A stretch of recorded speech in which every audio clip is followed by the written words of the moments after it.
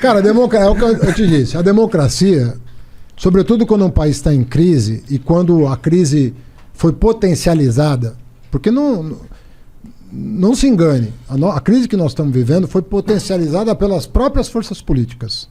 Interessava. A crise que foi gerada foi uma crise que existiu, mas foi uma crise potencializada. Ela não precisava ser do tamanho que... É que eles queriam tirar o PT, todo forma. Queria tirar o PT, achavam que ia ser, pô, se não tirar esses caras na marra, vai virar Venezuela. Ninguém vai tirar o Lula do poder. Se deixar ele concorrer em 2018, ele ganha a eleição e provavelmente ganharia mesmo a eleição. Sei. Tenho minhas dúvidas. Mas ele seria mais, desculpa falar, mas seria um candidato mais forte que você, não? Mas é evidente que seria. Tanto é que eu era advogado dele para ele ser. Hoje em dia você ainda é? Pra ele ser... Porque agora ele foi inocentado, não? Ele foi, não, pelo menos... O PT tá totalmente unido em torno da figura dele. Mas assim... Tu fica feliz e fala, graças a Deus, não vai ter que ser eu que vou ser o candidato não, dessa cara, vez. eu gostaria muito de ser presidente da República. Eu não vou mentir. Não, porque vê bem, você foi prefeito, foi ministro, foi... Sabe, você fala, pô, eu tenho... Know-how.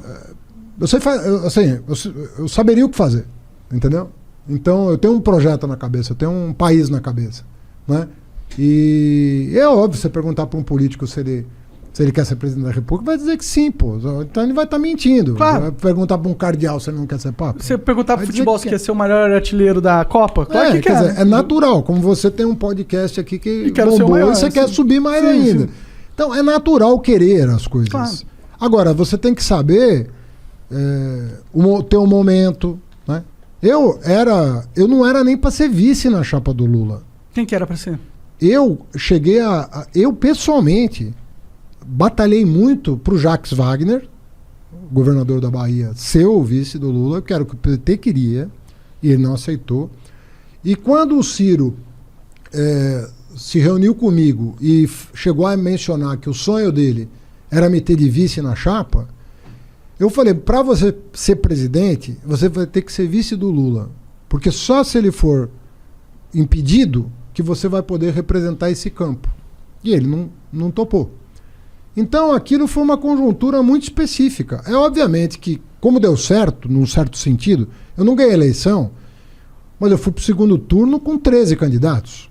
Só foi 2 para o segundo turno, eu e o Bolsonaro. É que o PT é muito forte no Brasil, né? O PT é forte, mas não é...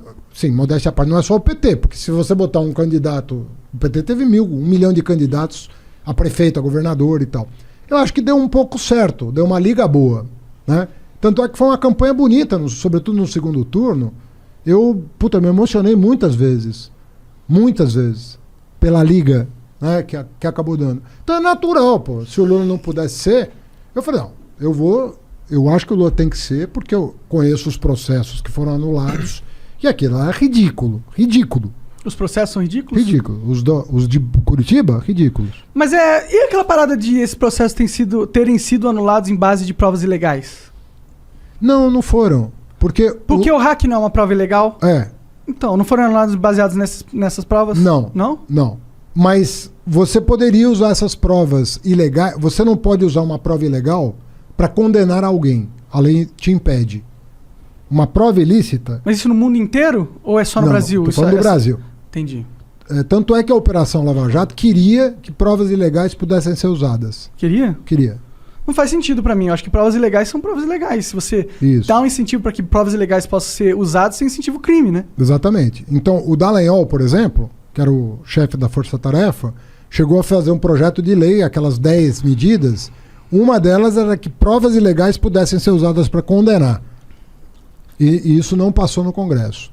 Porque o Congresso entende que provas ilegais até podem ser usadas judicialmente, mas em benefício do réu. Ou seja, se você obteve uma prova ilegal, mas está comprovado que aquilo tem veracidade e aquilo inocenta alguém, não faz sentido condenar. Se inocenta. Mas isso é uma interpretação esse lance de poder usar para defender é uma interpretação do juiz. Made in Brasil, né? Porque no mundo inteiro não é não. assim que se entende. Uma prova pode ser usada para absolver, mesmo que... Uma prova ilegal pode ser usada... Lá nos Estados Unidos, se tiver uma prova ilegal, os caras podem usar para absolver? Eu não vou dizer de um país específico que eu não sei, mas eu sei que em vários lugares pode. Entendi. Para absolver pode. Entendi. E em vários lugares para condenar também. Em alguns países para condenar também. Sim. Mas sabe o que me parece? E desculpa, eu sei que você é do PT, o caralho, mas me parece que o STF meio que fez um jogo todo pra conseguir realmente inocentar o Lula pra ele poder virar uma carta nesse novo jogo político. Vamos fazer uma conta, então. Tá. Aceito a provocação. Quem deu o voto decisivo pro Lula recuperar os direitos dele? Foi o cara que o Bolsonaro colocou, não foi? Não. Quem? O cara que o Bolsonaro colocou votou contra o Lula. Ah, é? É. Pô, que bom, né? Se eu sou o Bolsonaro, sentido, né? eu tô pensando que bom. Ué, eu não sei se ele votou por causa do Bolsonaro ou porque ele estava convencido. Se for por causa do Bolsonaro, ele errou. Se for porque ele estava convencido, ele acertou. Tudo bem, é. Quem deu o voto decisivo foi a pessoa que votou sistematicamente contra os interesses do PT ao longo dos últimos 10 anos. Foi a Carmen Lúcia. E a pergunta que eu te faço é, por que uma pessoa que votou sistematicamente, e eu não estou dizendo que ela estava errada, eu estou dizendo que como ela votou, um fato. A consciência dela é problema dela. Ela deve ter votado de acordo com a consciência dela. Até prova em contrário, ela votou de acordo com a consciência dela. Por que essa pessoa que votou com a consciência dela contra o PT o tempo todo deu o voto decisivo para o Lula recuperar os direitos políticos?